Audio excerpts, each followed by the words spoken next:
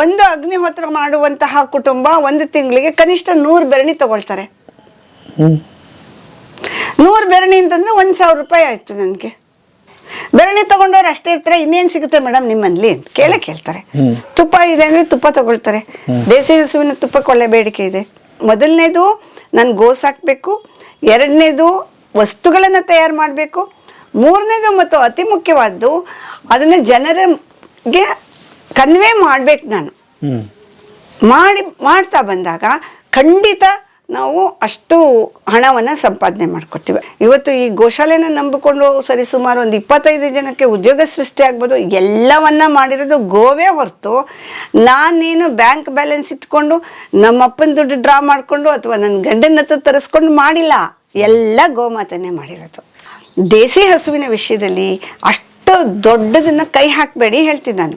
ಅತ್ಯಂತ ಕಡಿಮೆ ರೇಟ್ಗೆ 15ರಿಂದ 30 ಸಾವಿರದೊಳಗೆ ಒಂದು ಹಸು ಜೋಡಿಸ್ಕೋಬಹುದು. ಅದು ದೊಡ್ಡ ದುಡ್ಡು ಅಲ್ಲ ಅನ್ಕೊಂತೀನಿ. ಬರ್ರಿ ಬೀಗ್ರ ಊಟ ಮಾಡೋಣ. ಬಾಳ್ ಮಂದಾಗ್ಲಿ ತಗೋರಿ. ನಿಮ್ ಬಾಯ ಅರಿಕೆಯಿಂದ ಹಂಗ ಆಗ್ಲೇವಾ? ಬೆಳಗ್ಗೆ ಎದ್ದು ಬ್ರಾಹ್ಮಿ ಮುಹೂರ್ತದಲ್ಲಿ ಹಿಡಿಯುವ ಗೋಮೂತ್ರವನ್ನ ಒಂದೆರಡು 10-20 ಸೆಕೆಂಡ್ ಬಿಟ್ಟು ಹಿಡ್ಕೊಂಡು ಅದನ್ನು ಶುದ್ಧವಾದಂಥ ಮಲ್ಬಟ್ಟೆನಲ್ಲಿ ಸೋಸಿ ಅದನ್ನು ನಾನು ಬಟ್ಟೆ ಇಳಿಸ್ಕೊಂಡೆ ಅಂದರೆ ಅದನ್ನು ಗೋಮೂತ್ರ ಅರ್ಕ ಅಂತ ಕರಿತೀವಿ. ಒಂದ್ಸೆಗೆ ಅರ್ಕದಲ್ಲಿ ಒಂದು 200-300 ವೆರೈಟಿ ಮಾಡ್ಬೋದು. ಅದೊಂದು ಪಕ್ಕಕ್ಕಿಡೋಣ. ನನ್ನ ಹತ್ರ ಇರೋದು ಒಂದೇ ಹಸು ಅರ್ಕ ಮಾಡಿಕೊಂಡೆ.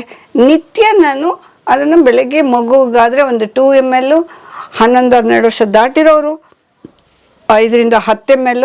ಏನಾದರೂ ಆರೋಗ್ಯದ ಸಮಸ್ಯೆ ಇದೆ ಅಂತಂದರೆ ಬೆಳಗ್ಗೆ ಸಂಜೆ 2 ಸತಿ 10 ml ತಗೊಂಡ್ವಿ ಅಂದರೆ ಅದು ಔಷಧಿ ಅಲ್ಲ. ಅದು ನಮ್ಮ ಶರೀರದಲ್ಲಿ ಇರುವಂತಹ ಸೆಲ್ಯುಲಾರ್ ಲೆವೆಲ್ನಿಂದ ಡಿಟಾಕ್ಸಿಫಿಕೇಶನ್ ಮಾಡ್ತಾ ಹೋಗುತ್ತೆ. ಸೊ ನನ್ನ ಶರೀರಕ್ಕೆ ಚೈತನ್ಯ ಬರುತ್ತೆ, ಉತ್ಸಾಹ ಬರುತ್ತೆ, ಪಾಸಿಟಿವಿಟಿ ಇರುತ್ತೆ, ಆರೋಗ್ಯವಾಗಿರ್ತೀನಿ. ಡಾಕ್ಟರ್ ದುಡ್ಡು ಖರ್ಚು ಮಾಡೋ ಹಾಗಿಲ್ಲ. ಇವತ್ತೇನಾಗಿದೆ, ಇಂಥದ್ದ ಮಗುವಿನಿಂದ ಹಿಡಿದು ವೃದ್ಧರವರೆಗೆ ತಲೆನೋವಿನಿಂದ ಹಿಡಿದು ಗ್ಯಾಸ್ಟ್ರಿಕ್ನಿಂದ ಹಿಡಿದು ಪ್ರತಿಯೊಂದು ಸಮಸ್ಯೆ ಹೇಳ್ತಾರೆ. ಬೆಳಕು ಕರೆದ್ರೆ ನಂಗೆ ಅಲ್ಲಿ ಇಲ್ಲಿ ಯಾಕಪ್ಪ ಶಾಲೆಗೆ ಹೋಗಿಲ್ಲ, ನಂಗೆ ಹೊಟ್ಟೆ ನೋವು, ಈ ಸಮಸ್ಯೆ ಬರೋದಿಲ್ಲ. ಅಲ್ಲಿಂದ ಮುಂದಕ್ಕೆ ಬಂದ್ವಿ. ಪ್ರಾಡಕ್ಟ್ಗಳಿಗೆ ಬಂದಾಗ ಈ ಹೈನು ಏನಿದೆ, ಹಾಲು, ಮೊಸರು, ಬೆಣ್ಣೆ, ತುಪ್ಪ, ಇದಿಷ್ಟು ನಮ್ಮ ಮಕ್ಕಳಿಗೆ ನಾವು ಯಥೇಚ್ಛವಾಗಿ ಕೊಡ್ತಾ ಬಂದರೆ ಅವರು ಆರೋಗ್ಯವಾಗಿರ್ತಾರೆ ಮತ್ತು ದಷ್ಟಪುಷ್ಟವಾಗಿರ್ತಾರೆ. ಮೊದಲೇ ಅದು ಚರಕರು ಹೇಳಿಬಿಟ್ಟಿದ್ದಾರೆ, ಹಾಲು ತುಂಬ ಶ್ರೇಷ್ಠವಾದಂತಹ ಆಹಾರ ಅಲ್ವಾ. ದುಗ್ಧೇನ ವರ್ಧತೆ ಆಯುಷ್ಯಂ, ಘೃತೇನ ವರ್ಧತೆ ಬುದ್ಧಿ ಅಂತ. ಎಷ್ಟು ತುಪ್ಪ ತಿಂತೀವೋ ಅಷ್ಟು ನಾಲೆಡ್ಜ್ ಚೆನ್ನಾಗಿ ಬರ್ತದಂತೆ, ಆ್ಯಕ್ಟಿವ್ ಆಗುತ್ತೆ. ನಮ್ಮ ಮೆದುಳಿನಲ್ಲಿರುವಂಥ ನರನಾಡಿಗಳು ಚೆನ್ನಾಗಾಗುತ್ತೆ. ಹಾಲು ಕುಡಿದಷ್ಟು ನಾವು ಆರೋಗ್ಯವಾಗಿ ಮತ್ತು ಆಯುಷ್ಕಾರಕರಾಗಿರ್ತೀವಿ. ಅಲ್ಲಿಗೆ ಅದು ನಮಗೆ ದುಡ್ಡು ಖರ್ಚಾಗೋದು ಕಡಿಮೆ ಆಯಿತು. ಮತ್ತು ಅದು ಬೇಡಿ, ಈ ಡೈರೆಕ್ಟಾಗಿ ಹಾಲು ಪ್ಯಾಕೆಟು ಅಥವಾ ನಾವು ತುಪ್ಪನೋ ತೊಗೊಂಡ್ರೆ ಏನು ಖರ್ಚಾಗ್ತಾ ಇತ್ತು ಆ ದುಡ್ಡು ಉಳಿತಾಯ ಆಯಿತು. ಮುಂದುವರೆದು ಎಂಥದೇ ಒಂದು ಹಸು, ಒಂದು ಸಾಧಾರಣ ಹಸು, ಕುಳ್ಳ ಹಸು ನಾನು ಮನೆಯಲ್ಲಿ ಇಟ್ಕೊತೀನಿ ಅಂದರು ಕಡಿಮೆ ಅಂದರೆ 10 kg ಸಗಣಿಯನ್ನು ಕೊಡುತ್ತೆ. ಅದನ್ನು ನಾವು ಒಣಗಿಸ್ಕೊಳ್ಳೋದು. ಮೊದಲನೇದು ಬೆರಣಿ ಮಾಡಿ. ಇವಾಗಿನ ಕಾಲದಲ್ಲಿ ಅಗ್ನಿಹೋತ್ರ ತುಂಬ ಪ್ರಚಲಿತ ಇದೆ. ಭೂಪಾಲ್ ಅನಿಲ ದುರಂತದಲ್ಲಿ ಕುಟುಂಬ ಉಳಿದಿದ್ದನ್ನ ಉದಾಹರಣೆ ಇಟ್ಕೊಂಡು ರಾಜೀವ್ ಭಯ್ಯಾದಿಗಳು ಏನು ಅದರ ಬಗೆಗೆ ಒಂದು ಅವೇರ್ನೆಸ್ ಕ್ರಿಯೇಟ್ ಮಾಡಿದ್ರು. ಆ ಒಂದು ಜಾಗೃತಿಯ ಪರಿಣಾಮವಾಗಿ ಅಗ್ನಿಹೋತ್ರ ಭಾಳಷ್ಟು ಮಂದಿ ಮಾಡ್ತಾರೆ.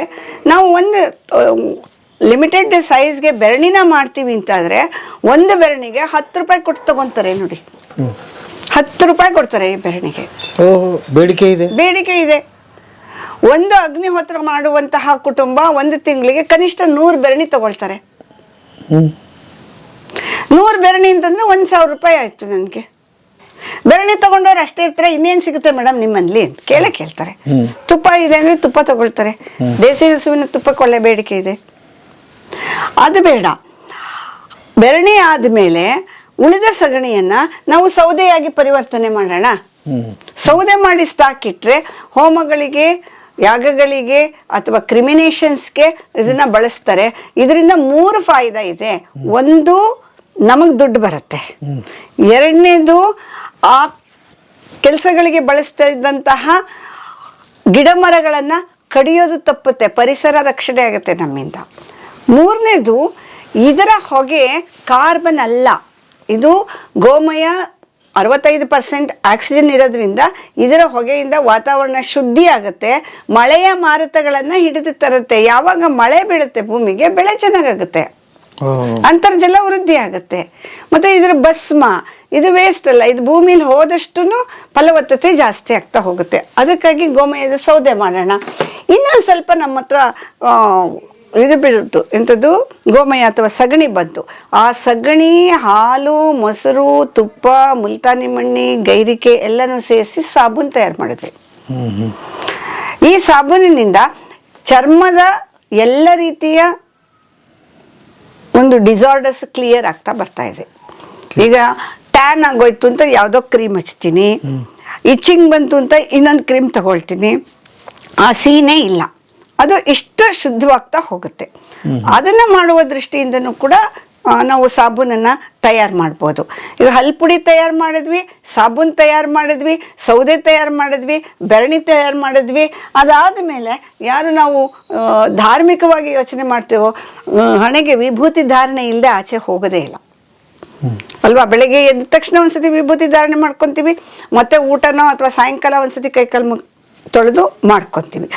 ಅಂಥದ್ದಕ್ಕೆ ನಾವು ವಿಭೂತಿ ತಯಾರು ಮಾಡೋಣ. ಯಾವಾಗ ನಾವು ಕ್ರಮಬದ್ಧವಾಗಿ ಇದನ್ನು ಮಾಡಿದ್ದೀವಿ, ಜನ ಅಪೇಕ್ಷೆ ಪಡ್ತಾರೆ, ತಗೊಳ್ತಾರೆ, ಅದರಿಂದ ಕೂಡ ನಮಗೆ ಹಣ ಬರುತ್ತೆ. ಅದಾದ ಮೇಲೆ ಮನುಷ್ಯ ಸಹಜವಾಗಿ ಬಳಸುವಂತಹ ಹೇರ್ ಆಯಿಲ್ ಇರಬಹುದು, ಬಾಡಿ ಆಯಿಲ್ ಇರಬಹುದು. ಈಗ ನಾವು ಎಲ್ಲ ಚಿಕ್ಕ ಮಕ್ಕಳಾಗಿದ್ದ ಕಾಲದಲ್ಲಿ ಪ್ರತಿ ವಾರ ಮಕ್ಕಳಿಗೆ ಎಣ್ಣೆ ನೀರು ಅಭ್ಯಂಜನ ಸ್ನಾನ ಮಾಡಿಸೋಂಥದ್ದು, ಅಭ್ಯಂಗನ ಸ್ನಾನ ಮಾಡಿಸೋಂಥದ್ದು ಪದ್ಧತಿ ಇತ್ತಲ್ವಾ. ಹಾಗೆ ಮಾಡಿದಾಗ ಯಾರಿಗೂ ಚರ್ಮದಲ್ಲಿ ಡ್ರೈ ಸ್ಕಿನ್ ಆಗ್ತಿರ್ಲಿಲ್ಲ, ಯಾರಿಗೂ ಅಲರ್ಜೀಸ್ ಆಗ್ತಾ ಇರಲಿಲ್ಲ. ಅದನ್ನು ನಾವು ರೂಢಿಗೆ ತರಿಸಿದ್ರೆ, ಅದನ್ನು ಪರಿಚಯ ಮಾಡಿಸಿದ್ರೆ ನಮ್ಮ ಶರೀರಕ್ಕೆ ಲೇಪನ ಮಾಡುವಂತಹ ಎಣ್ಣೆ ಖರ್ಚಾಗುತ್ತೆ. ಅದಾದ ಮೇಲೆ ಹೆಣ್ಣು ಮಕ್ಕಳಿಗೆ ಮೇಕಪ್ ಮಾಡ್ಕೊಳ್ಳೋದೊಂದು ಹೆಣ್ಣಿನ ಹಕ್ಕು, ಹೌದಾ. ಅವರು ಬೇರೆ ಯಾವ್ಯಾವುದೋ ಕೆಮಿಕಲೈಸ್ಡ್ ಕ್ರೀಮ್ಗಳನ್ನು ಹಚ್ಕೊಂಡು ಆ ಸ್ಕಿನ್ ಹಾಳು ಮಾಡ್ಕೊಳ್ಳೋದಕ್ಕಿಂತ ನಮ್ಮ ಗೋಮಯದ ಭಸ್ಮ ಮತ್ತು ಇತರೆ ಗಿಡಮೂಲಿಕೆಗಳನ್ನು ಹಾಕಿ ಮಾಡಿದಂಥ ಫೇಶಿಯಲ್ ಪೌಡ್ರ್ ತಯಾರು ಮಾಡ್ತೀವಿ. ಇದಕ್ಕೆ ಏನು ಮಾಡ್ತೀವಿ, ಹಾಲಿನಿಂದ ಅರ್ಕ ತಯಾರು ಮಾಡ್ತೀವಿ. ಆ ಹಾಲನ್ನು ಎಕ್ಸ್ಟ್ರಾಕ್ಟ್ ಮಾಡಿ ಅದರಿಂದ ಅರ್ಕ ಬರುತ್ತೆ, ಅದನ್ನು ಕಲಸಿ ಮುಖಕ್ಕೆ ಲೇಪನ ಮಾಡಿಕೊಂಡು ಅರ್ಧ ಗಂಟೆ ಬಿಟ್ಕೊಂಡು ಮುಖ ತೊಳೆಯಿರಿ ಹೇಳ್ತೀವಿ. ಹಾಗೆ ಮಾಡೋದ್ರಿಂದ ಕೂಡ ಅವ್ರಿಗೆ ಮುಖ ಕಾಂತಿಯೂ ಆಗುತ್ತೆ, ನಮಗೆ ಆದಾಯದ ಮೂಲನೂ ಆಗುತ್ತೆ. ಆಮೇಲೆ ನಿತ್ಯ ದೇವಸ್ಥಾನಗಳಲ್ಲಿ ಅಥವಾ ಬೇರೆ ಬೇರೆ ಕಾರ್ಯಕ್ರಮಗಳಲ್ಲಿ ಹಚ್ಚೋದಕ್ಕೆ ಬೇಕಾಗುವಂತಹ ದೀಪ ಮತ್ತು ಧೂಪದ ಕಪ್ಪುಗಳನ್ನು ಸಗಣಿಯಿಂದ ಮಾಡುವಂಥದ್ದು. ಇದರಿಂದ ಕೂಡ ನಾವು ಹಣ ಸಂಪಾದನೆ ಮಾಡ್ಕೊತೀವಿ. ಅಲ್ಲದೆ ಕೃಷಿಗೆ ಸಂಬಂಧಪಟ್ಟಂತೆ ಎರೆಹುಳು ಗೊಬ್ಬರವನ್ನು ತಯಾರು ಮಾಡ್ತೀವಿ, ಯೂರಿಯಾ ತಯಾರು ಮಾಡ್ತೀವಿ, ಜೀವಾಮೃತ ಮಾಡ್ತೀವಿ. ಪುಟ್ ಮನೆಯಲ್ಲಿ ಇರೋವಂಥವ್ರು ಡ್ರೈ ಫಾರ್ಮ್ ತಗೊಳ್ತಾರೆ. ನಾವೇನು ಮಾಡ್ಬೇಕಂದ್ರೆ ಅದಕ್ಕೆ ರೈತರಾದವರು ನಾನು 2 ಹಸು ಸಾಕಿದ್ದೀನಿ ಅಂತ ಸುಮ್ಮನೆ ಕೂತ್ಕೊಂಡು ಮಾಡ್ಕೊಂಡು ಇಟ್ಕೊಳ್ಳೋದಲ್ಲ. ನಿಮ್ಮಂಥವ್ರು ನನಗೆ ಇವತ್ತು ಸಂಪರ್ಕ ಸಿಗ್ತೀರಿ. ನಿಮ್ಮನ್ನು ನಾನು ನೋಡಿ ಸರ್, ನಾನು ಇದಿಷ್ಟು ಮಾಡ್ತಿದ್ದೀನಿ, ನಿಮಗೆ ಸಂಪರ್ಕ ಇರೋರಿಗೆ, ನಿಮ್ಮ ಸ್ನೇಹಿತರಿಗೆ, ಬಂಧುಗಳಿಗೆ ಅಥವಾ ನಿಮ್ಮ ಟೀಚರ್ಸ್ ಆದರೆ ಸ್ಟೂಡೆಂಟ್ಸ್ಗೆ ಇದಿಷ್ಟು ನಮ್ಮಲ್ಲಿ ಲಭ್ಯ ಇದೆ, ಇದರ ಕ್ವಾಲಿಟಿ ವೈಸ್ ಏನು ಕಾಂಪ್ರಮೈಸ್ ಇಲ್ಲ, ಪಕ್ಕ ಅಂತ ಹೇಳಿದರೆ you are all opinion makers. ನಾನು ಒಬ್ಬಳೇ ಹೇಳಿದ್ರು, ನೀವು ನಿಮ್ಮ ಬಾಯಿನಲ್ಲಿ ಹೇಳಿಸಿದಾಗ 100 ಜನಕ್ಕೆ ತಲುಪುತ್ತೆ. 100 ಜನಕ್ಕೆ ನಾನು ಹಲ್ಪುಡಿ ಕೊಟ್ಟರೆ ನನಗೆ ಎಷ್ಟು ಸಂಪಾದನೆ ಆಯಿತು. ಆ ಥರ ಸರ್ಕಲ್ನ ಬೆಳೆಸ್ಕೋಬೇಕು. ಮೊದಲನೇದು ನಾನು ಗೋಸ್ ಹಾಕಬೇಕು, 2ನೇದು ವಸ್ತುಗಳನ್ನು ತಯಾರು ಮಾಡಬೇಕು, 3ನೇದು ಮತ್ತು ಅತಿ ಮುಖ್ಯವಾದ್ದು ಅದನ್ನು ಜನರಿಗೆ ಕನ್ವೆ ಮಾಡಬೇಕು. ನಾನು ಮಾಡ್ತಾ ಬಂದಾಗ ಖಂಡಿತ ನಾವು ಅಷ್ಟು ಹಣವನ್ನು ಸಂಪಾದನೆ ಮಾಡ್ಕೊಡ್ತೀವಿ. ಅದಲ್ಲದೆ ಏನು ಮಾಡ್ತೀವಿ, ಗಿಣ್ಣು ಹಾಲು ಬರುತ್ತಲ್ಲ, ಗಿಣ್ಣು ಹಾಲನ್ನು ನಾನು ಒಂದೇ ಸತಿಗೆ ಗಿಣ್ಣು ಹಾಲಾಗಿ ಕುಡಿದು ಬಿಡೋದಿಲ್ಲ. ಅದರಲ್ಲಿ ಯಾರಿಗೆ ಗಿಣ್ಣು ಮಾಡ್ಕೊಳ್ಳೋಕ್ಕೆ ಬೇಕು ಅಂತ ಕೇಳ್ತಾರೆ ನಮ್ಮ ಆಪ್ತವರ್ಗದವರು, ಅವ್ರಿಗೆಲ್ಲ ಕೊಡ್ತೀನಿ. ಉಳಿಕೆದನ್ನು ಡ್ರೈ ಫಾರ್ಮ್ ಮಾಡ್ತೀನಿ. ಆ ಡ್ರೈ ಮಾಡಿ ಅದು ಪೂರ್ತಿ ಡ್ರೈ ಆದಮೇಲೆ ಅದನ್ನು ಪೌಡ್ರ್ ಮಾಡಿಬಿಟ್ಟು ಒಂದು ಡಬ್ಬಿಗೆ ಹಾಕಿ ಇಟ್ಟಿದ್ರೆ ಗಿಣ್ಣಿನ ಮೇಲೆ, ಮೊದಲನೇ ದಿನದ ಗಿಣ್ಣಿನ ಮೇಲೆ ಕಾಯಿಸಿರೋರು ಲಕ್ಷಾಂತರ ಜನ ಇರ್ತಾರೆ. ಅವ್ರಿಗೆ ಇದಕ್ಕಿಷ್ಟು. ನಾವಿವಾಗ ಜಾಮೂನ್ ಮಿಕ್ಸ್ ತಗೋಬೇಕಾದ್ರೆ ದುಡ್ಡು ಕೊಡ್ತೀವಿ, ಇದಕ್ಕೆ ದುಡ್ಡಿಲ್ದೆ ಕೊಡಬೇಕು. ಹಾಗೆ ಕೊಡ್ತಾ ಬಂದಾಗ ನಮಗೆ ಅದು ಒಂದು ಆದಾಯದ ಮೂಲ ಆಗುತ್ತೆ. ಎಲ್ಲಿ ನಾವು ಎಡುತ್ತಿದ್ದೀವಿ ಅಂದರೆ ಪ್ರತಿಯೊಂದನ್ನು ಹಣವಾಗಿ ಮಾಡ್ಕೊಳ್ಳೋ ಕಡೆ ಎಡುತ್ತಾ ಇದ್ದೀವಿ. ಇವಾಗ ಬೆಣ್ಣೆ ತೆಗಿತೀವಿ, ಬೆಣ್ಣೆ ತೆಗೆದಾಗ ಬೆಣ್ಣೆ ಕೆಳಗಡೆ ಮಜ್ಜಿಗೆ ಸ್ವಲ್ಪ ಹುಳಿನೇ ಇರುತ್ತದು. ಅದನ್ನು ಇನ್ನೊಂದು 5-6 ದಿನ ಇನ್ನೂ ಹುಳಿ ಬರೆಸ್ಬಿಟ್ಟು ಅದಕ್ಕೆ ಹಸಿಮೆಣಸಿನ್ಕಾಯಿ, ಶುಂಠಿ, ಬೆಳ್ಳುಳ್ಳಿ, ಕಾಳುಮೆಣಸು ಇಂಥದನ್ನ ಚೆನ್ನಾಗಿ ಗ್ರೈಂಡ್ ಮಾಡಿ ಹಾಕಿ ಮಿಕ್ಸರ್ ಮಾಡಿಬಿಟ್ರೆ ಅದು ಪೆಸ್ಟಿಸೈಡ್ ಆಗಿ ವರ್ಕ್ ಮಾಡುತ್ತೆ. ಯಾವುದೇ ರೀತಿಯ ನಮ್ಮ ಗಿಡಗಳಿಗೆ ಎಫೆಕ್ಟ್ ಕೊಡದೆ ಆಹಾರಕ್ಕೆ. ಇವಾಗ ನಾವೆಲ್ಲ ಓದಿದ್ದೀವಿ, ರಾಜೀವ್ ಭಯ್ಯ ಬರೆದಿದ್ರು ಕೂಡ ಏನಂತ, ಈ ಜಮೀನಿಗೆ ಹಾಕುವಂತಹ ಗೊಬ್ಬರಗಳಿಂದ ಮತ್ತು ಕ್ರಿಮಿನಾಶಕಗಳಿಂದ ಮಕ್ಕಳು ಅಂಗಮೂನರಾಗೋದು, ತುಟಿ ತುಟಿ ಬಿಡೋದು, ಇದೆಲ್ಲ ಯಾತಕ್ಕಾಗತ್ತೆ ಅಂತಂದ್ಬಿಟ್ಟು. ಅಂಥದ್ದೇನೂ ಆಗಲ್ಲ ಇದರಲ್ಲಿ. ಅದನ್ನೊಂದು ಕಡೆ ಇಟ್ಟು ಮರೆತ್ವಿ ಮನೆಯಲ್ಲಿ ಯಾರು ಅದನ್ನು ಕುಡಿದು ಸಾಯಿಲ್ಲ. ಮನೆಯಲ್ಲಿ ಏನೋ ಜಗಳ ಆಯ್ತಂತೆ, ಕ್ಲಾಸ್ಗೆ ಹೋಗ್ತಿದ್ದು ಮಗು ಬಂದ್ಬಿಟ್ಟು ಕುಡಿದ್ಬಿಟ್ಟು ಸತ್ತೋಗ್ಬಿಡ್ತಂತೆ ಕಬ್ಬಿನ ಗದ್ದೆಗೆ ಅಂತ ಇಟ್ಟಿದ್ದನ್ನ, ಅಥವಾ ರೈತ ಸತ್ತೋದ್ನಂತೆ, ಇಂಥ ಮಾಹಿತಿಗಳನ್ನು ನಾವು ಓದ್ತೀವಿ. ಅಂಥದ್ದೇನೂ ಆಗಲ್ಲ. ಇದೆಲ್ಲ ಆಹಾರ ಆದ್ರಿಂದ ಸ್ವಲ್ಪ ಖಾರ ಆಗುತ್ತೆ ಮಗುಗೆ, ಸುಮ್ಮನೆ ಆಗ್ತದೆ. ಇದೆಲ್ಲ ಲಾಭ.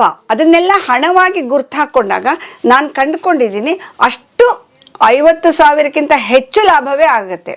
ಅಲ್ಲಿ ರೈತ ಅಥವಾ ಅವರ ಕುಟುಂಬದವರು ಮಾಡಬೇಕಾಗಿರೋದೇನೆಂದರೆ ಪ್ರತಿಯೊಂದನ್ನು ಲೆಕ್ಕ ಬರೆದು ಅದನ್ನು ಒಂದು ಕಡೆಗೆ ಇಡಬೇಕು. ಹೇಗೆ ನೀವು ಅಫಿಷಿಯಲ್ಸು ನಿಮ್ಮ ಪೇಮೆಂಟ್ ದಿನ ಹೋಗಿ ಬ್ಯಾಂಕ್ ಬ್ಯಾಲೆನ್ಸಲ್ಲಿ ನೋಡಿ ನಂದು ಇಷ್ಟು ಅಂತಾರೆ, ಹಾಗೆ ಮಾಡಬೇಕು. ಈಗ ನಾನು ಇವತ್ತು 10 ಬೆರಣಿ ಮಾಡಿದೆ, 100 ರೂಪಾಯಿ ತೊಗೊಂಡೋಗಿ ಖರ್ಚು ಮಾಡಿಬಿಟ್ಟೆ, ಎಲ್ಲಿ ಬಂತು ದುಡ್ಡು ಅಂದ್ರೆ ಆಗಲ್ಲ. ಆ 100 ರೂಪಾಯಿ ಒಂದು ಡಬ್ಬಿ ಗಡಿಗೆಗೆ ಹಾಕಿಟ್ಕೊಬೇಕು ಮತ್ತು ಒಂದು ಕಡೆ ಬರೀಬೇಕು, ಡೈರಿ ಮೇಂಟೈನ್ ಮಾಡಬೇಕು. ಆವಾಗ ಉಳಿತಾಯ ಆಗುತ್ತೆ. ನಿಮ್ಮದಂತೂ 90 ಹಸು ಇದೆ, ಇವನ್ನೆಲ್ಲ ಮಾಡೋಕ್ಕೆ ಸಾಧ್ಯ ಆಯಿತು. ಹೇರಳವಾಗಿ ನಿಮಗೆ ಸಗಣಿ ಸಿಗುತ್ತೆ, ಅದಕ್ಕೆ ಏನೇನು ಬೇಕು ಅದನ್ನೆಲ್ಲ ಮಾಡ್ಕೊಂಡಿದ್ದೀರಿ, ಯಂತ್ರೋಪಕರಣಗಳನ್ನು ಮಾಡಿದ್ದೀರಿ. ಈಗ ಸಾಮಾನ್ಯ ನೀವು ಹೇಳ್ತಾ ಇದ್ದೀರಿ 2 ಹಸು ಇದ್ದರೆ ಸಾಕು ಅಥವಾ 1 ಹಸು ಇದ್ದರೆ ಸಾಕು. ಹೇಗೆ ಅಷ್ಟು ಅದಕ್ಕೆ ಬರೋ ಸಗಣಿಯಿಂದ ಇವನ್ನೆಲ್ಲ ಮಾಡೋದಕ್ಕೆ ಸಾಧ್ಯತೆಗಳಿದೆಯಾ, ಅಥವಾ ಅದಕ್ಕೆ ತರಬೇತಿ ಹೇಗೆ ಪಡಿಬೇಕು, ಅಥವಾ ನೀವು ಹೇಗೆ ಪಡೆದ್ರಿ? ಮೊದಲನೇ ಸ್ಟೆಪ್ ನೀವು ಹೀಗೆ ಶುರು ಮಾಡಿದ್ದಲ್ವಾ? ಖಂಡಿತ. ಇವತ್ತು ನಾವು 90 ಇದ್ದೀವಿ, ಯುಗಾದಿ ಹೊತ್ತಿಗೆ ಶತಕಕ್ಕೆ ಹೋಗುವ ಗುರಿ ಇಟ್ಕೊಂಡಿದ್ದೀವಿ ಹೊರತು ನಾವು ಶುರು ಮಾಡಿದ್ದು ಒಂದೇ ಒಂದು ಹಸುವಿನಿಂದ. ಅದು ಕಸಾಯಿಖಾನೆಗೆ ಹೋಗ್ತಿದ್ದ ಹಸುವಿನಿಂದ. ಅದನ್ನ ಎತ್ತಿ ಇಳಿಕೆ ಮಾಡುವಂತಹ ಸ್ಥಿತಿಲಿ ಇತ್ತು ಅದು, ಆಯ್ತಾ. ಅದರಿಂದ ಹಾಲು ಅಥವಾ ಹೈನಿನ ವಿಚಾರ ನಾವು ಪ್ರಾರಂಭದ 2-3 ವರ್ಷ ಯೋಚನೆನೇ ಮಾಡಿಲ್ಲ. ಮೊದಲು ಒಂದು 8-10 ದಿವಸದಲ್ಲಿ ರೆಡಿ ಮಾಡ್ಕೊಂಡ್ವಿ. ಅದಕ್ಕೆ ಸ್ವತಂತ್ರವಾಗಿ ಅದೇ ಹೋಗಿ ತಿಂದು ಉಂಡು ಬರೋ ಹಾಗೆ. ಅದರ ಸಗಣಿಯಿಂದನೇ ಈಗ ನಾನೇನು ಹೇಳ್ತಾ ಇದ್ದೀನಿ, ಹಲ್ಪುಡಿ ಮಾಡೋದಿರ್ಬಹುದು, ಮಲಿಸ್ತೆಲ್ಲ ಮಾಡೋದಿರ್ಬಹುದು, ಅಥವಾ ಫೆನಾಯಿಲ್ ಮಾಡೋದು ಮತ್ತು ಭಸ್ಮಗಳನ್ನು ಮಾಡೋ ಅಂಥದ್ದು, ಇಂಥದ್ರಿಂದನೇ ನಾವು ದುಡಿಮೆ ಮಾಡಿದ್ದು. ಅದನ್ನೇ ಇವತ್ತು 90 ಹಸುವಿನ ಮೇಂಟೆನೆನ್ಸ್ ಆಗಬಹುದು, ಅದಕ್ಕೆ ನಾವು ಪಡ್ಕೊಳ್ಳುವಂತಹ ಗೋ ಸೇವಕರ, ಗೋ ಸಹಾಯಕರ ಮೇಂಟೆನೆನ್ಸ್ ಆಗ್ಬೋದು. ಇವತ್ತು ಈ ಗೋಶಾಲೆನ ನಂಬಿಕೊಂಡು ಸರಿಸುಮಾರು ಒಂದು 25 ಜನಕ್ಕೆ ಉದ್ಯೋಗ ಸೃಷ್ಟಿ ಆಗ್ಬೋದು. ಎಲ್ಲವನ್ನ ಮಾಡಿರೋದು ಗೋವೇ ಹೊರತು ನಾನೇನು ಬ್ಯಾಂಕ್ ಬ್ಯಾಲೆನ್ಸ್ ಇಟ್ಕೊಂಡು ನಮ್ಮಪ್ಪನ ದುಡ್ಡು ಡ್ರಾ ಮಾಡಿಕೊಂಡು ಅಥವಾ ನನ್ನ ಗಂಡನ ಹತ್ರ ತರಿಸ್ಕೊಂಡು ಮಾಡಿಲ್ಲ. ಎಲ್ಲ ಗೋಮಾತನೇ ಮಾಡಿರೋದು. ಅದಕ್ಕೇನಂದ್ರೆ ಕಲಿಯುವ ಒಂದು ಬದ್ಧತೆ ಇರಬೇಕು, ಒಂದು ಇಚ್ಛಾಶಕ್ತಿ ಇರಬೇಕು. ಬೇರೆ ನಮಗೇನಾದರೂ ಕೆಲವು ಮನುಷ್ಯ ಸಹಜವಾದ ಅಭ್ಯಾಸ ಇರುತ್ತೆ. ಕೆಲವ್ರಿಗೆ ವಾರಕ್ಕೆ 2 ಪಿಕ್ಚರ್ ನೋಡಲೇಬೇಕು, ಕೆಲವ್ರಿಗೆ ಯಾರು ಎಷ್ಟು ಲಗ್ನ ಪತ್ರಿಕೆ ಕೊಟ್ಟರು ಅಷ್ಟು ಮದುವೆಗೂ ಹೋಗಬೇಕು, ಅಷ್ಟು ಗೃಹ ಪ್ರವೇಶಕ್ಕೂ ಹೋಗಬೇಕು. ಅಂಥದ್ದನ್ನೆಲ್ಲ ತ್ಯಾಗ ಮಾಡಬೇಕು. ಇನ್ನೊಂದು ಪ್ರಶ್ನೆ ಬರ್ತದೆ. ಈಗ ಹಸು ಅಂತಂದರೆ ಅದಕ್ಕೆ ಮೇವಿನ ನಿರ್ವಹಣೆ ಬೇಕಾಗುತ್ತೆ, ಜಮೀನು ಇರಬೇಕಾಗ್ತದೆ ಅಂತ ಇದೆ, ಅಥವಾ ಅದನ್ನು ಕಾಯೋರು ಬೇಕು, ಅದನ್ನು ಹೊಡ್ಕೊಂಡು ಹೋಗೋರು ಬೇಕು, ಕಟ್ಟೋರು ಬೇಕು, ಎಲ್ಲ ಇದೆ. ಅಥವಾ ಜಮೀನು ಬೇಕೇ ಬೇಕಾ, ಇಲ್ಲ ಅಂದ್ರೂ ನಡೆಯುತ್ತಾ? ಭಾಳ ಒಳ್ಳೆ ಪ್ರಶ್ನೆ ಕೇಳಿದ್ರಿ ಸರ್. ನಾವು ಪಾಠದಲ್ಲಿ ಓದ್ತೀವಿ ಏನು ಅಂತಂದ್ರೆ ಭಾರತ ದೇಶ ರೈತರ ದೇಶ, ಕೃಷಿ ನಮ್ಮ ರೈತನ ಬೆನ್ನೆಲುಬು ಅಂತ. ಹಾಗಾದ್ರೆ ಕೃಷಿಗೆ ಯಾವ್ದು ಬೆನ್ನೆಲುಬು? ಪ್ರಶ್ನೆ ಬರುತ್ತಲ್ವಾ. ಕೃಷಿಗೆ ಗೋವೇ ಬೆನ್ನೆಲುಬು. ಭೂಮಿ ಒಳಪದರದಲ್ಲಿ ವಿಜ್ಞಾನಿಗಳು ಕಂಡುಹಿಡಿದಿರೋದು 1,000ಕ್ಕಿಂತ ಹೆಚ್ಚು ಎರೆಹುಳುಗಳಿದೆ, ಹೌದಾ? ಆ ಎರೆಹುಳುಗಳನ್ನು ಕೃಷಿಕನ ಮಿತ್ರ ಅಂತ ನಾವು 5ನೇ ತರಗತಿ ಪಾಠದಲ್ಲೇ ಹೇಳಿಸ್ಬಿಡ್ತೀವಿ. ಅವನು ಯಾಕೆ ಮಿತ್ರ ಅದ ಅಂದರೆ, ಭೂಮಿ ಒಳಗಡೆ ಅವನಿರ್ತಾನೆ ಎರೆಹುಳು, ಅದು ಹೊರಗೆ ಬಂದು ಆಹಾರ ಸೇವನೆ ಮಾಡಿ ಮತ್ತೆ ಒಳಗೆ ಹೋಗಿ ಜೀರ್ಣಕ್ರಿಯೆ ಮಾಡ್ಲಿಕ್ಕೆ ಮತ್ತೆ ಮಲ ವಿಸರ್ಜನೆ ಮಾಡಕ್ಕೆ ಮೇಲಕ್ಕೆ ಬರುತ್ತೆ. ಅದರ ಗೊಬ್ಬರ ಒಳ್ಳೆಯದು. ಎರೆಹುಳು ಆಡಿದಷ್ಟು ಭೂಮಿ ತೂತು ಬೀಳುತ್ತೆ, ಅಂತರ್ಜಲ ವೃದ್ಧಿ ಆಗುತ್ತೆ, ಅಲ್ಲಿಗೆ ಚಂದ ಗಾಳಿ ಹೋಗ್ತದೆ ಅಂತ. ಆ 1000 ಜಾತಿಯ ಎರೆಹುಳುವನ್ನು ಅಟ್ರಾಕ್ಟ್ ಮಾಡುವ ಕೆಪಾಸಿಟಿ ಇರುವಂಥದ್ದು ದೇಸಿ ಹಸುವಿನ ಗೋಮಯಕ್ಕೆ ಮಾತ್ರ. ಯಾಕಂದ್ರೆ ನಮ್ಮ ಹಸುವಿನ ಗೋಮಯ ಫೈಬರ್ ಯುಕ್ತ ಆಗಿರುತ್ತೆ. ನಾನು ಈಗಾಗಲೇ ಹೇಳಿದೆ, ಮನುಷ್ಯ ಶರೀರ ಪಂಚಭೂತಗಳಿಂದಾಗಿದೆ, ವಾತಾವರಣ ಪಂಚಭೂತದಲ್ಲಿದೆ, ಗೋಮಯದಲ್ಲಿ ವಾಯುತತ್ವ ಜಾಸ್ತಿ ಇದೆ, ಅದು ಅಟ್ರಾಕ್ಟ್ ಮಾಡುತ್ತೆ. ಆವಾಗ ನಮ್ಮ ಕೃಷಿ ಭೂಮಿ ಚೆನ್ನಾಗಾಗುತ್ತೆ. ಅದು ಒಂದು ಕಡೆ. 2ನೇ ಪ್ರಶ್ನೆ, ನಿಮ್ಮ ಪ್ರಶ್ನೆಯೊಳಗೆ ಒಂದು ಸಬ್ ಕ್ವಶನ್ ನಾನು ಮಾಡಿಕೊಂಡ್ರೆ, ಜಮೀನು ಇಲ್ದಾದವರು ಗೋವನ್ನ ಸಾಕ್ಬೋದಾ? ಖಂಡಿತ ಸಾಕ್ಬೋದು. ಯಾಕೆ ಸಾಕಕ್ಕಾಗಲ್ಲ? ಈಗ ಹಾಗಾದ್ರೆ ಎಲ್ಲರೂ ಓದ್ಬೇಕು ಅಂದ್ರೆ ಎಲ್ಲರೂ ಸ್ಕೂಲ್ ಕಟ್ಸಕ್ಕಾಗತ್ತೇನು? ಖಂಡಿತ ಸಾಧ್ಯ ಇಲ್ಲ. ನಾನು ಗೋವನ್ನ ಸಾಕ್ತೀನಿ, ನೀವು ನನ್ನ ಗೋವಿನ ಉತ್ಪನ್ನಗಳನ್ನು ತಗೊಂಡು ನನಗೆ ದುಡ್ಡು ಕೊಡ್ತೀರಿ. ಇನ್ನೊಬ್ರು 3ನೇ ವ್ಯಕ್ತಿ ಅವ್ರ ಹತ್ರ ಜಮೀನಿದೆ, ಅವ್ರಿಗೆ ನಾನು ದುಡ್ಡು ಕೊಟ್ಟು ಅವರಿಂದ ಹುಲ್ಲು ತಗೊತೀನಿ. ನಾನೊಬ್ಳು ಹಸು ಸಾಕೋದ್ರಿಂದ ನೋಡಿ ನಮ್ಮ 3 ಜನಕ್ಕೂ ಉದ್ಯೋಗ ಆಯಿತು. ಮತ್ತೊಬ್ಬ ಅಂಗಡಿನಲ್ಲಿ ನಮಗೇನೋ ಅದಕ್ಕೆ ಬೇಕಾಗುವಂತಹ ಫೀಡ್ಸ್ ಇಟ್ಟಿರ್ತಾರೆ, ತಿಂಡಿ ಇಟ್ಟಿರ್ತಾರೆ, ಹೊಟ್ಟಿಟ್ಟಿರ್ತಾರೆ, ಅದನ್ನು ತಗೊಳ್ತೀವಿ. ಹಾಗಾಗಿ ಇಲ್ಲಿ ನಾವು ಸಾಕೋದು ಒಂದು ಇಚ್ಛಾಶಕ್ತಿ. ಯಾರೋ ಒಬ್ಬ ಕಾರ್ಕೂನನಿಂದ ಹಿಡಿದು ಡಿ ಗ್ರೂಪ್ ನೌಕರನಿಂದ ಹಿಡಿದು DC ವರೆಗೆ ಹೋಗಿ ಪ್ರತಿಯೊಬ್ಬರು ದುಡಿದ್ರೆ ಮಾತ್ರ ಅವ್ರಿಗೆ ಸಂಬಳ ಸಿಗೋದು. ಫ್ರೀಯಾಗಿ ಯಾರೂ ಕೊಡಲ್ಲ. ನಾವು ನನ್ನ ಹಸು ಜೊತೆಗೆ ದುಡಿಯೋಣ. ನಾವು ಅಷ್ಟು ಜನಕ್ಕೆ ಉದ್ಯೋಗ ಸೃಷ್ಟಿ ಮಾಡ್ತೀವಿ, ಅಷ್ಟೊಂದು ಥರದ ಉತ್ಪನ್ನಗಳನ್ನು ಮಾಡ್ತೀವಿ, ಅಷ್ಟು ಕುಟುಂಬಗಳಿಗೆ ಇದನ್ನು ಕೊಡ್ತೀವಿ, ಅಷ್ಟು ಕುಟುಂಬ ನಮ್ಮ ಜೊತೆ ಕನೆಕ್ಟ್ ಆಗುತ್ತೆ, ನಾವು ಸಾಮಾಜಿಕವಾಗಿ ಹೊಂದಾಣಿಕೊಂಡಿರ್ತೀವಿ, ಇಡೀ ಒಂದು ಸಾಮರಸ್ಯದ ಬದುಕು ಸೃಷ್ಟಿಯಾಗುತ್ತೆ. ಓಕೆ, ಆಯಿತು. ಹಸುನು ತಂದ್ವಿ, ನೀವು ಹೇಳ್ದಂಗೆ ಮನೇಲೂ ಕಟ್ಟಿದ್ವಿ, ಜಾಗನೂ ಮಾಡಿದ್ವಿ, ಎಲ್ಲ ಆಯಿತು. ನೆಕ್ಸ್ಟ್ ಬರುವಂಥದ್ದೇ ಈ ಪ್ರೊಡಕ್ಷನನ್ನು ಮಾಡಬೇಕಾದ್ರೆ ಒಂದು ತರಬೇತಿ ಬೇಕಾಗುತ್ತೆ. ನೀವು ಕೂಡ ತರಬೇತಿ ತೊಗೊಂಡೇ ಮಾಡಿರುವಂಥದ್ದು ಅನಿಸುತ್ತೆ. ಈಗ ಅವರಿಗೆ ನೋಡ್ತಾ ಇರ್ತಕ್ಕಂಥವ್ರಿಗೆ ತರಬೇತಿ ಬೇಕು ಅಥವಾ ಏನೂ ಮಾಹಿತಿನೇ ಇಲ್ಲ, ತಳಿ ಬಗ್ಗೆ ಮಾಹಿತಿ ಇಲ್ಲ, ಪ್ರಾಡಕ್ಟ್ ಮಾಡೋದ್ರ ಬಗ್ಗೆ ಮಾಹಿತಿ ಇಲ್ಲ, ಮಾರ್ಕೆಟಿಂಗ್ ಬಗ್ಗೆ ಮಾಹಿತಿ ಇಲ್ಲ, ಅಂಥವನ್ನೆಲ್ಲ ಅವರಿಗೆ ಎಲ್ಲಿ ಸಿಗುತ್ತೆ ಮತ್ತು ಹೇಗೆ ಅಂತ? ಸರ್, ತರಬೇತಿಯಿಂದಾಗ ಅದನ್ನು ಮತ್ತೆ ನಾನು 2 ವಿಭಾಗದಲ್ಲಿ ಹೇಳ್ತೀನಿ. ಒಂದು, ತರಬೇತಿ ಪಡ್ಕೊಳ್ಳುವವರ ಆಸೆ ಮತ್ತು ಸಾಮರ್ಥ್ಯ. ನಮ್ಮಲ್ಲಿ ಡಿಪ್ಲೊಮೊ ಕ್ಲಾಸಸ್ ಏನು ನಡೆಸ್ತೀವಿ, ಅಲ್ಲಿ ಪ್ರತಿ ಕ್ಲಾಸ್ಗೆ, ಬ್ಯಾಚುಲರ್ಸ್ ಮತ್ತು ಅಡ್ವಾನ್ಸ್ಗೆ 4-5 ಪೇಪರ್ಸ್ ಇರುತ್ತೆ. ಮೊದಲನೇದು ಗೋವು ಅಂದರೆ ಏನು, ಗೋವಿನ ಜಾತಿ ಯಾವುದು, ತಳಿಗಳ್ಯಾವುದು, ಯಾವ ತಳಿ ಯಾವ ಏರಿಯಾದಲ್ಲಿ ಹೆಚ್ಚು ಪ್ರಖರವಾಗಿರ್ತದೆ, ಅದರ ಮಹತ್ವಗಳೇನು, ಗೋವು ಹೇಗೆ ಆವಿರ್ಭವಿಸ್ತು, ಗೋವಿನ ವ್ಯುತ್ಪತ್ತಿ ಮತ್ತು ಉತ್ಪತ್ತಿಗಳು, ಇದನ್ನೆಲ್ಲ ಹೇಳ್ತಾ ಹೋಗ್ತೀವಿ. ಆಮೇಲೆ ಗವ್ಯಗಳಿಗೂ ಈ ಭೂಮಂಡಲದ ಜೊತೆಗಿರುವಂತಹ ಸಂಪರ್ಕಗಳು ಏನೇನನ್ನ ಮಾಡಬಹುದು, ಹೆಚ್ಚು ಪರಿಶ್ರಮ ಪಡದೆ ಹೇಗೆ ಹಣದ ಮೂಲವನ್ನು ಮಾಡಿಕೊಂಡು ಗೋವನ್ನು ಸಾಕ್ಕೊಂಡು ನಮ್ಮ ಜೀವನ ಮತ್ತು ನನ್ನ ಕುಟುಂಬ ನೆಮ್ಮದಿಯಾಗಿ ಇರಬಹುದು, ಅವುಗಳನ್ನು ಫಸ್ಟ್ ಪೇಪರಲ್ಲಿ ಹೇಳ್ಕೊಡ್ತೀವಿ. ಸೆಕೆಂಡ್ ಪೇಪರ್ನಲ್ಲಿ ಗವ್ಯಗಳ ಸಂಗ್ರಹಣೆ ನಾವು 6 ವಿಭಾಗ ಮಾಡ್ಕೊಂಡಿದ್ದೀವಿ. ಗೋ ಆಧಾರಿತ ಕೃಷಿಯೊಳ ಮತ್ತು ಗೋವು ಏನು ಅನ್ನೋದನ್ನ ಫಸ್ಟ್ ಹೇಳ್ಕೊಟ್ರೆ, ಸೆಕೆಂಡಲ್ಲಿ ಗವ್ಯಗಳ ಸಂಗ್ರಹಣೆ ಹೇಗೆ ಮಾಡಬೇಕು. ಗೋವು ಅಂತ ನಾನು ಹೇಳ್ದೆ, ಹಿಂಗೆ ಮಾತಾಡ್ತಿದ್ವಿ, ಅಲ್ಲೆಲ್ಲ ಒಂದು ಹಸು ಗಂಜಲಾವಿತ್ತು, ಹೋಗಿ ಇಟ್ಕೊಳಕ್ ಆಗಲ್ಲ. ಅದನ್ನು ನಾವು ಯಾತಕ್ಕೆ ಬಳಸಬೇಕು, ಅದು ಒಂದು ದೊಡ್ಡ ಅದೊಂದು ಸಾಗರ. ಅವುಗಳ ಬಗೆಗೆ ಸೆಕೆಂಡ್ ಪೇಪರ್ನಲ್ಲಿ ತಿಳಿಸ್ತಾ ಹೋಗ್ತೀವಿ. ಆಮೇಲೆ ಮನುಷ್ಯನ ಆರ್ಗ್ಯಾನ್ಸ್ಗೂ ಈ ಗವ್ಯಗಳಿಗೂ ಹೇಗೆ ಕನೆಕ್ಟಿವಿಟಿ ಇದೆ, ಅದು ಹೇಗಾಗ್ತದೆ, ಅದನ್ನು ನಾವು ನಿತ್ಯ ಬಳಕೆಯಲ್ಲಿ ಬಳಸೋದ್ರ ಮೂಲಕ ಹೇಗೆ ನಿರೋಗಿ ಕಾಯಕಲ್ಪ ಆಗಿರಬಹುದು.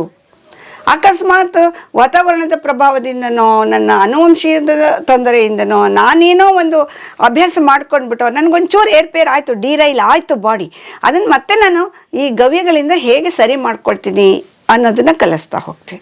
ಮತ್ತು ಗೋಶಾಲೆಯನ್ನು ನಿರ್ವಹಣೆ ಮಾಡೋದು ಹೇಗೆ. 1-2 ಹಸು ಇದ್ದರೆ ಅದು ಮನೆ ಮಟ್ಟಿಗೆ ಆಯಿತು. ಒಂದು ವೇಳೆ 10 ಹಸುವಿನ ಸಂಖ್ಯೆ ಜಾಸ್ತಿ ಇತ್ತು ಅಂದರೆ ಅದು ಗೋಶಾಲೆ. ಆವಾಗ ಬರೀ ಕುಟುಂಬದವರು ನಿರ್ವಹಣೆ ಮಾಡೋಕ್ಕಾಗಲ್ಲ, ಅದ್ರ ಜೊತೆಗೆ ಸಹಾಯಕರನ್ನು ಜೋಡಿಸ್ಕೊತ ಹೋಗ್ತೀವಿ. ಅದು ನಿರ್ವಹಣೆ ಮಾಡೋದು ಹೇಗೆ, ಗೋವುಗಳು, ನಂದಿಗಳು ಮತ್ತು ಕರುಗಳು ಈ ಥರ ಎಲ್ಲ ಬೈಫರ್ಕೇಶನ್ ಮಾಡಿಕೊಂಡು ಹೇಗೆ ಮೇಂಟೈನ್ ಮಾಡೋದು ಅಂತ ಕಲಿಸ್ತಾ ಹೋಗ್ತೀವಿ. ಈ ಜರ್ನಿ ಬಂದ್ಬಿಟ್ಟು 1 ರಿಂದ 2 ವರ್ಷ ಆಗುತ್ತೆ. 2 ವರ್ಷ ಆಗುತ್ತೆ. ಅವ್ರಿಗೆ ನಾವು ಪ್ರಾರಂಭದಲ್ಲಿ 1.5 ತಿಂಗಳ ಕಾಲ ಆನ್ಲೈನ್ ಕ್ಲಾಸು ಸುಮಾರು 12 ತರಗತಿಗಳು ತಗೊಳ್ತೀನಿ. ಅವಾಗ ಅಂದ್ರೆ 6 ಕ್ಲಾಸ್ ಮಾಡಿದ ತಕ್ಷಣ ಒಂದು ಗ್ರೂಪ್ ಡಿಸ್ಕಷನ್ ಮಾಡಿಸ್ತೀನಿ. ಗ್ರೂಪ್ ಡಿಸ್ಕಷನ್ ನಂಗೆ ಸ್ಯಾಟಿಸ್ಫ್ಯಾಕ್ಷನ್ ಆಗಲಿಲ್ಲ, ಮತ್ತೆ ಆ ಕ್ಲಾಸ್ ರಿವಿಷನ್ ಕ್ಲಾಸ್ ಕೊಡ್ತೀವಿ. ಅದಾದ್ಮೇಲೆ 12 ರಿಂದ 14 ಕ್ಲಾಸ್ ಆದಮೇಲೆ 2 ಹಗಲು 1 ರಾತ್ರಿ ಇಲ್ಲಿ ಕರೆಸ್ಕೊಂತೀವಿ ಗೋಶಾಲೆಗೆ. ಕರೆಸ್ಕೊಂಡು ಅವ್ರಿಗೆ ಪ್ರಾಕ್ಟಿಕಲ್ ಕೊಡ್ತೀವಿ. ಹಸುವಿನ ಜಾತಿ ತಳಿಗಳನ್ನು ವರ್ಣಿಸೋದ್ರಿಂದ ಹಿಡಿದು ಕೆಲವು ಪ್ರಾಡಕ್ಟ್ ಮಾಡೋವರೆಗೆ ಮತ್ತೆ ಇನ್ನೂ 1-2 ತಿಂಗಳು ಕ್ಲಾಸ್ ಮಾಡ್ತೀವಿ. ಅವಾಗ 14 ಕ್ಲಾಸ್ ಆದಮೇಲೆ ಮತ್ತೆ ಕರೆಸ್ಕೊತೀವಿ. ಪ್ರತಿ 1.5 ತಿಂಗಳಿಗೊಮ್ಮೆ 2 ತಿಂಗಳಿಗೊಮ್ಮೆ 2 ದಿನ ಕಲಿಸ್ತಾ ಹೋಗ್ತೀವಿ. ಅವರ ಸಾಮರ್ಥ್ಯ ಅದಕ್ಕೆ ಅನುಗುಣವಾಗಿ ಅವ್ರು ಕಲಿತಾ ಹೋಗ್ತಾರೆ. ಈಗ 2 ರಿಂದ 2.5 ತಿಂಗಳು ಆಗ್ತಿದ್ದಂಗೆನೆ ಅವರು ಹಸುವಿನ ತಗೊಂಡು ಹೊಸಬ್ರಾದ್ರೆ ಕೆಲವು ಉತ್ಪನ್ನಗಳನ್ನ ಮಾಡಿ ಮಾರ್ಕೆಟಿಗೆ ಬಿಡ್ತಾನೆ ಈ ಜರ್ನಿನಲ್ಲಿ ಮುಂದುವರಿತಾರೆ. ಇನ್ನು ಕೆಲವರು ಫುಲ್ ಟೈಮ್ ಕಲಿತು ತಮ್ಗೆ ಆಸಕ್ತಿ ಇರುವಂತ ವಿಶೇಷವಾದದ್ದನ್ನ ಕೆಲವರು ಕಲಿತಾರೆ. ಈಗ ಹಸು ನೀವೇ ಹೇಳ್ದಂಗೆ ಬಹಳ ದೊಡ್ಡ ದುಬಾರಿ ಮಟ್ಟಕ್ಕೂ ಲಕ್ಷಾಂತರ ದುಡ್ಡಿದೆ. ಹಣಕಾಸಿನ ಸಹಾಯ ಏನಾದರೂ ಸಿಗುತ್ತಾ ಮಾಡ್ಬೇಕನ್ನೋರಿಗೆ ಸರ್ಕಾರದಿಂದ ಆಗಲಿ ಹೇಗೆ? ನಾನು ತಿಳಿದ ಮಟ್ಟಿಗೆ ಸರ್ಕಾರದಿಂದ ದೇಸಿ ಹಸು ತಗೊಳಕ್ಕೆ ಯಾವ ಸಹಾಯನೂ ಸಿಗೋದಿಲ್ಲ.